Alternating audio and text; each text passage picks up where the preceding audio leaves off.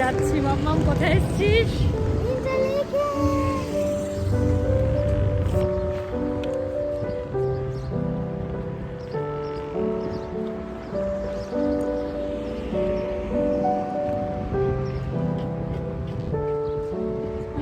আমাদের hotel continental.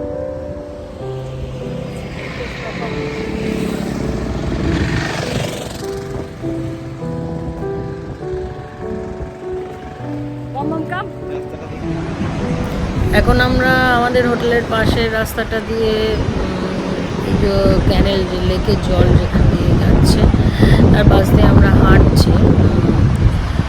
সত্যি মানে যখন থেকে আমরা ভেবেছিলাম যে ইউরোপ ট্রিপ করবো, তখন আমরা একটা জিনিস ডিসাইড করেছিলাম যে ইন্টারলেকেনে কিন্তু আমরা থাকবো, ইন্টারলেকেন বেস করেই আমরা ঘুরবো। তো সেই জন্য আমরা কোনো গ্রুপ ট্যুর কিন্তু করিনি, আমরা নিজেরা কাস্টমাইজ ট্যুরে করেছি।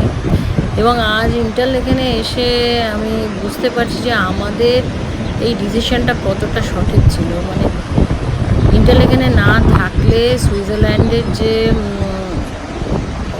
গ্রামের যে ভিলেজের যে প্রাকৃতিক সৌন্দর্য সেটা কিন্তু মিস করে যেতাম। মানে অভূতপূর্ব, আমার তো জাস্ট পাগল লাগছে। কারণ এখানে এসে মানে প্রতিটা কোণা সুন্দর। ভগবান এত যত্ন নিয়ে এই দেশটাকে বানিয়েছেন যে এখানে না আসলে বা নিজের চোখে না দেখলে আমি বিশ্বাসই করতাম না যে কেন সুইজারল্যান্ডকে পৃথিবীর সবথেকে সুন্দর দেশ বলা হয়। এবং এখানে যারা রেসিডেন্ট, যারা সিটিজেন, তারাও নিজের দেশকে এত পরিষ্কার পরিচ্ছন্ন রেখেছেন। মানে এদের যে কোনো জায়গায় কোথাও এতটুকু নোংরা নেই।